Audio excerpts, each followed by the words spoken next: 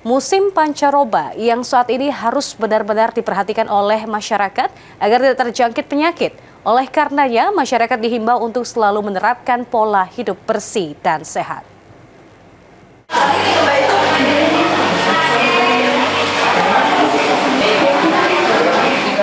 Saat ini Sumsel sedang alami musim pancaroba, oleh karenanya masyarakat diminta untuk selalu berhati-hati dan waspada dengan ancaman penyebaran penyakit di musim pancaroba ini.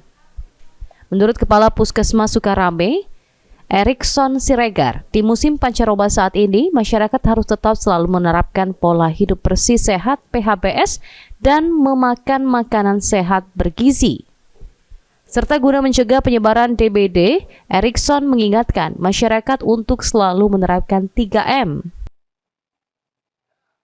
Kami untuk masyarakat tetap jaga kesehatan, itu yang terutama.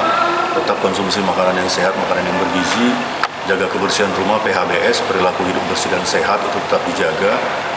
Untuk yang terutama ya, musim-musim penghujan ini DBD, tolong kita tetap jaga, laksanakan 3M.